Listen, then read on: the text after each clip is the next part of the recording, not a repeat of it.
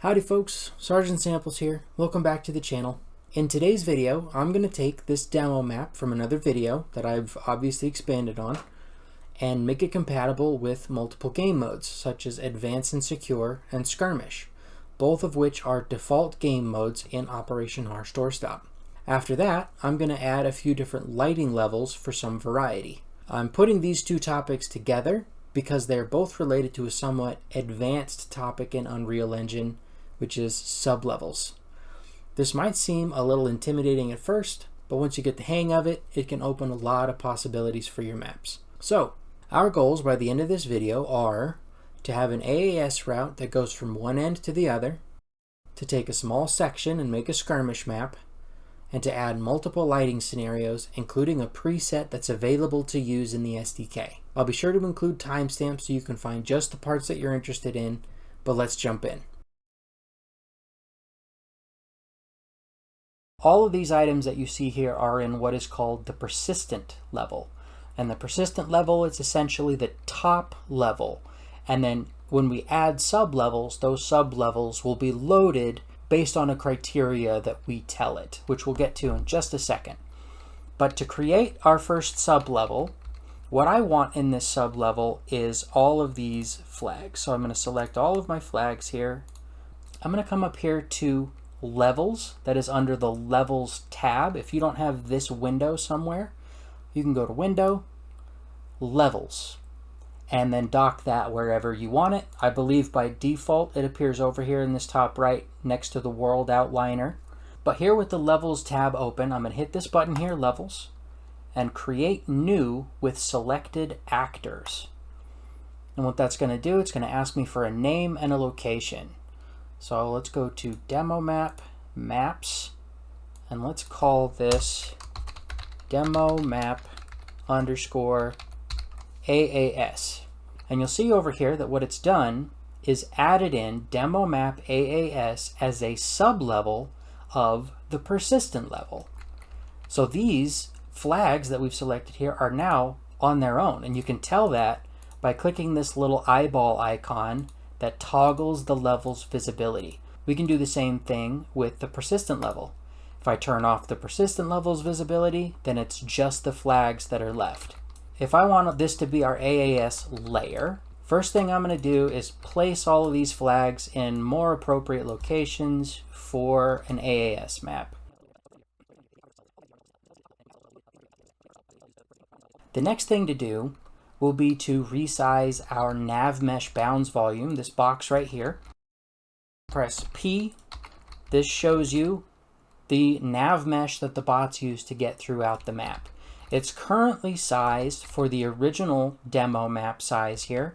I want to expand this out so that it takes up the entire playable area. So the next thing we're going to need to do before we can actually play this is we'll need to generate a minimap. But minimaps can only be generated using markers that are in the same level. But these minimap markers are technically in the persistent level, not the AAS level, which you can tell if you look here in the bottom right hand corner of the window. Selected actor is in demo map persistent, and the level that we are currently in, the one that is currently active, is Demo Map AAS, the sublevel. So I'm actually going to take these and move them into my AAS map. I'm pulling over the nav mesh bounds volume as well because that box is sized for the AAS sized map. It's the entirety of our play space, which we are not going to necessarily want later when we do the skirmish maps. Those ones we want to be smaller so that the nav mesh is no bigger than it needs to be. So with these three items highlighted, our two minimap markers and the nav mesh bounds volume, I'm going to right click on them, come down here in the middle to level, move selection to current level. And it's going to break a reference here to where the minimap markers were used the last time we generated this minimap. It's going to break those references, but that's okay. Now they've been moved over into Demo Map AAS here. You can see again, selected actor is in Demo Map AAS, and they're sized based on this original demo map, right? So we need to, again, adjust them. Now, with everything saved, we're going to do something that's going to seem a little bit scary. We're going to take Demo Map AAS, right-click on it, and we're going to hit Remove Selected. We're doing this because the AAS level cannot be a sub-level of this map. It needs to be the persistent level, and then the base map that has all of the stuff in it, the landscape and the buildings and the cover and all that stuff, is going to be a sub-level of the gameplay level. It's going to ask, are you sure you want to do that? Yes, I am. And immediately, all we are left with is our landscape and all of the cover, and it's all disappeared, right? It's no longer listed over here. It's not going to be in our world outliner. But fear not, because it is all still in this level right here, Demo Map AAS. And I'm going to open this up so that this is now the active persistent level. And we're missing all of our stuff, right? All of our buildings and everything, but you can see that the flags are here. Our flags and our nav mesh and our minimap markers, those are all here. And while I'm here, I'm also going to take our demo map and rename this from demo map to demo map base. And just so that you're aware, there's a pretty high chance of when you rename levels that it could crash the editor. It's just a thing that happens with Unreal. But never try and rename a map while you have that map open. That's basically a guaranteed way to crash the editor. Always switch to another map before you're going to rename it. But I'm renaming our original map to demo map base so that I know this is the original map that has all of the stuff in it. Then we have demo map advanced and secure. That is going to be that particular game mode, and that's the one that we have open now. That's our persistent level. So to add back in all the rest of the stuff, we're going to come up here to Levels, Add Existing, and then we're going to select Demo Map Base. And just like that, all of our stuff is back. Everything is exactly as it was. But now, the persistent level is the one that has all of the gameplay-related objects, like the flags in it. This is where we're going to set our teams again. Keep coming down a little bit further. We want to make this visible in the map select UI. Let's call this Demo Map AAS. This particular map is only being designed for Advanced and Secure. So let's make this under supported game modes Advanced and Secure. And then once again, our minimap markers, let's generate a minimap now that we have something to look at. And before we move on, I actually forgot to mention an important step back on the base map, which is to go to World Settings and uncheck the box Visible in Map Select UI, so that it doesn't conflict with the new map you're making now. You can reset all of the world settings in your base map, but that's the really important one. Let's just hit play and test it out. Aha! So I actually forgot a pretty critical step here. I'm glad that I made a mistake.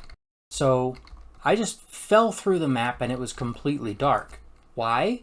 Because I haven't set how this base map is actually loaded. If we right-click on Demo Map Base, I want the streaming method, change streaming method from Blueprint, which is essentially scripting how this level will be loaded, to always loaded. So now whenever the persistent level is active, this map will be active as well. And now you can see that that's working perfectly. So there we go. There's our AAS map. To make a skirmish map, we could follow the exact same process as we did in my original video where we place down flags in specific areas. We got to size our nav mesh and everything.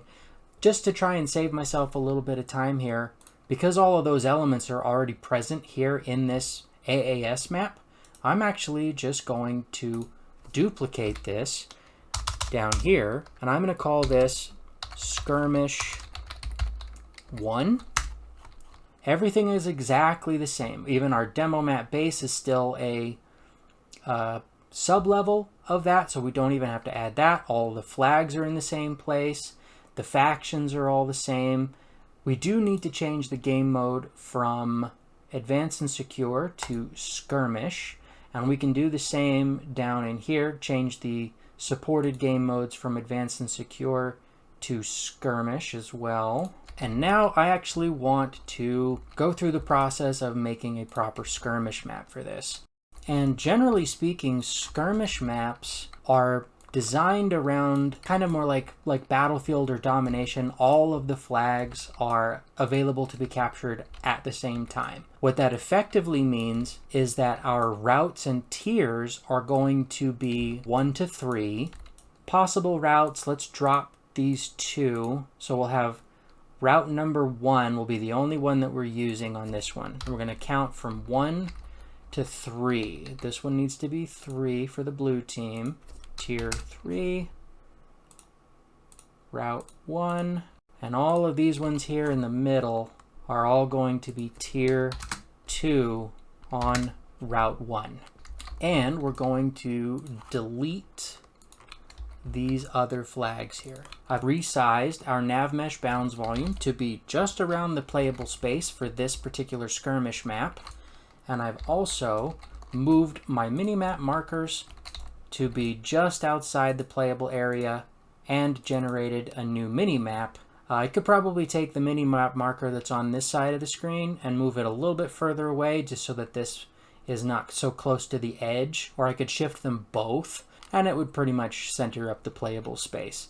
But you can also see that all 3 of the flags in the middle are all available for capture at once. But there you have it. That is how we actually make a Skirmish map that is using the base map as a foundation. And again, the base map needs to be set to always loaded as its streaming method. And if I wanted to make a similar Skirmish maps in the little town here, or the sandbags, or the forest, it would be as simple as right-clicking on this map, duplicating, taking these elements, and maneuvering them where we want them to be. So the last thing that I want to discuss in this video is how to add additional lighting scenarios to your map. At minimum, I like to do day and night on the maps that I make, especially in my Plastic Factions maps, but there are lots of pre-made lighting levels that are included in the SDK that I can show you how to add to your map so you don't even have to make them from scratch. All the same, I'm going to go through the same process that I did before. These elements here, these are what are related to this map's lighting, and I'm going to create a new level with these actors in it, and we're going to call this Demo Map Day. You can see that that has been added as a sub-level to this persistent level. And then while I've got this open, let's go ahead and mark this as a lighting scenario. It'll have this little sunshine icon next to it. That might be more so for organizational purposes than for any kind of actual function. But that's what that little icon there is for. Now that we have our daytime level set up, it's easy enough to create a nighttime version by simply duplicating our daytime level, adding it to our persistent level as a sub-level, and then making some tweaks. If I come up to Levels in the Level tab, Add Existing, and then I'm going to choose Demo Map Night. And now that is added as a sub-level. I'm also going to point out that the persistent level that we're in, that these are sub-levels of, is the gameplay layers. Our AAS map, and we'll have to do the same on our Skirmish maps as well. The lighting scenarios do not need to be sub-levels of the base level. In fact, if you only make them sub-levels of the base level, they still won't appear when you start your game from a gameplay level. So your gameplay layer needs to have both the base level that has your objects in it, as well as all of your lighting scenarios.